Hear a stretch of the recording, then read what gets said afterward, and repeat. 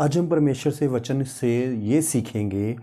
प्रभु ने कहा यदि तुम मेरे वचन में बने रहो तो तुम मेरे चेले ठहरोगे।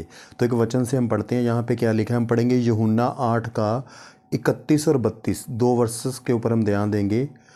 तब यीशु ने उन यहूदियों से जिन्होंने उस पर विश्वास किया था कहा, यदि तुम मेरे वचन में बने रहोगे तो सचमुच मेरे चेले ठहरोगे। प्रभु यहाँ पे ये कह रहे हैं कि अगर तुम वचनों में बने रहोगे तो तुम मेरे चेले हो। यही बात हमारे ऊपर भी लागू होती है।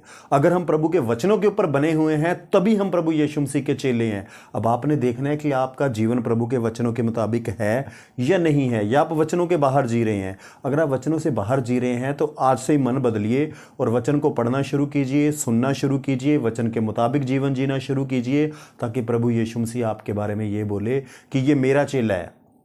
प्रभु ने कहा ना कि अगर तुम मेरे वचनों में बने रहोगे तो सचमुच मेरे चेले ठहरोगे। तो प्रभु आपके बारे में ये बोले कि ये मेरे चेले हैं। तो आज के बाद आपने क्या करना है, प्रभु के वचनों को फॉलो करना है, वचनों के मुताबिक जीवन जीना है। बाइबल पढ़नी शुरू कीजिए, वचन के मुताबिक जीवन जीना शुरू कीजिए, ताकि प्रभु आपके बारे में बोले ये मेरा चेला है। उसके बाद प्रभु ने कहा तुम सत्य को जानोगे और सत्य तुम्हें स्वतंत्र करेगा। देखो, जब हम वचन को पढ़ेंगे ना तो हम सच्चाई को जान जाएंगे। जब हम सच्चाई को जान जाएंगे ना तो सच्चाई हमें आज़ाद कर देगी।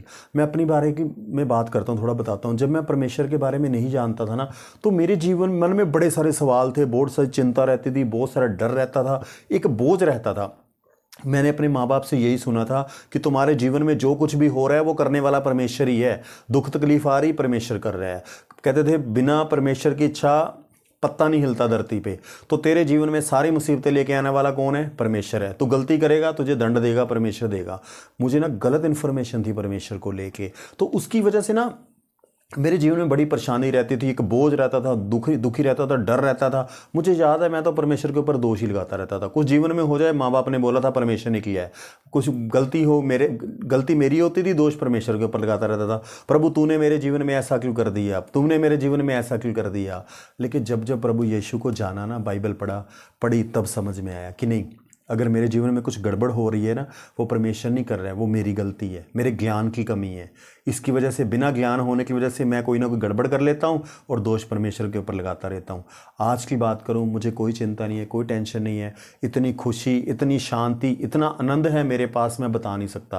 ये सब कुछ कैसे हुआ? प्रभु के वचनों को जानकर। जब से मैंने प्रभु यीशु के बारे में जाना है, अब मैं कभी प्रभु के ऊपर दोष नहीं लगाता।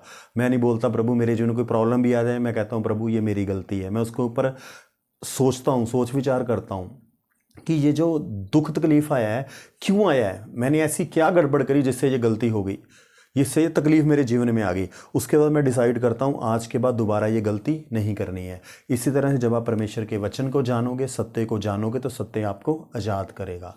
आज के लिए इतने काफ़ी है। प्रभु आपको बहुत आशीष दे। Thank you very much.